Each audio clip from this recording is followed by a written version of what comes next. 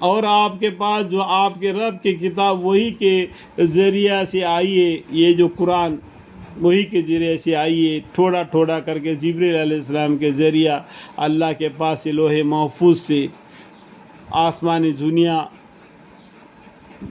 میں لوگوں کے سامنے پڑھا دیجیے، سامنے پڑھا دیا کیجیے۔ دیکھو قرآن کیا بولتے ہیں، لوگوں کے سامنے پڑھا کیجیے۔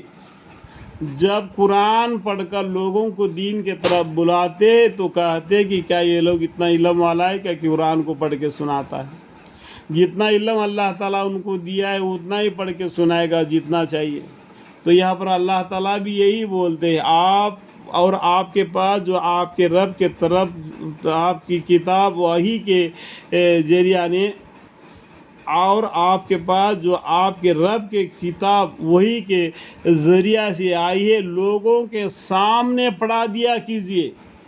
اس کے باتوں کو یعنی وعدوں کو کھول کوئی بدل نہیں سکتا، اور آپ خدا کے سوا اور کوئی جائے پناہ نہ پاویں گے۔ اور آپ اپنے کو ان لوگوں کے ساتھ مقید رکھا کیجئے جو صبح اور شام یعنی علی الدوم اپنی رب کی عبادت محض اس کی رضا جوئی کے لیے کرتے ہیں۔ ہمارے پیغمبروں کو بھی حکم ہو گیا کہ ان کے زمانے میں ان کے امت میں سے جو لوگ صبح و شام علی الدوم اللہ کے ذکر کرتے ہیں، اللہ کے سے محبت کرتے ہیں، اللہ کے قرآن کو پڑھتے ہیں، تو ان کے ساتھ بھی مل جل کر رہو، اور دنیا زندگانی کی رونق کے خیال سے آپ کی آنکھیں یعنی توجہات ان سے ہٹنے نہ پاوے۔ یعنی یہ دنیا کے طرف سے، دنیا کے وجہ سے آپ کا دل اور آنکھ ان لوگوں سے ہٹنا نہیں چاہیے جو علی الدم اللہ کا ذکر کرتے قرآن کو پڑھتے ہیں۔ یہ دنیا کے طرف مائل نہیں ہونا، کہنے کا مطلب سمجھ میں آیا؟ دنیا زندگانی کی رونق کے خیال سے آپ کی آنکھیں یعنی توجہات اسے ہٹنے نہ پاوے، اور یہ شخص کا کہنا نہ مانے جس کے قلب کو یعنی دل کو ہم نے یعنی اللہ تعالیٰ نے اپنی یاد سے اللہم اغفر غافل کر رکھا ہے۔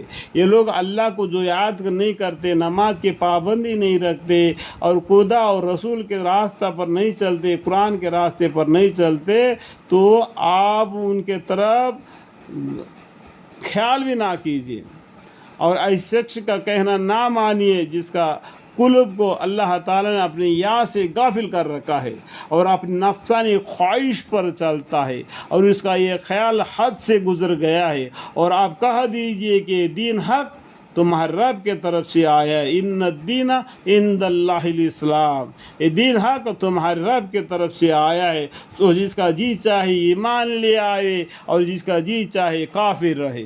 اللہم اغفر لی۔ ایسے ہم سے کل آیت سورہ یونس میں بھی آخری آیتوں میں آخری رکوع میں آیا ہے، ٹھیک ہے؟ آپ پڑھیں گے تو معلوم پڑ جائے گا کہ اس کا مطلب معنی، ٹھیک ہے؟ اور آپ کہہ دیجئے کہ یہ دین حق تمہارے رب کی طرف سے آیا ہے، تو جس کا جی چاہے ایمان لے آوے اور جس کا جی چاہے کافر رہے۔ بے شک ہم نے یعنی اللہ تعالیٰ اس ظالموں کے لیے آگ تیار کر رکھی ہے۔ آگ کا عذاب کون دیتا ہے؟ اللہ دیتا ہے، انسان نہیں دینا۔ یہ لوگ کچھ مرے مردے کو لے جا کے جلاتے ہیں، تو جلانے کا عذاب انسان کو حق نہیں۔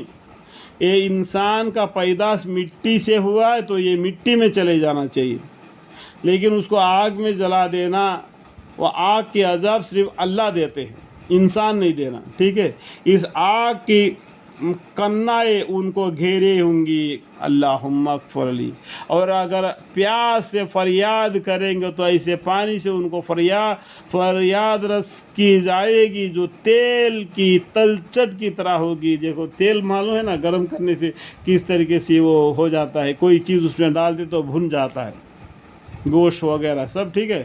منہوں کو بھون ڈالے گا، اللہم اغفر۔ کیا ہی برا پانی ہوگا، اور دوزخ بھی کیا ہی بری جگہ ہوگی، اللہم اغفر، اللہم اغفر۔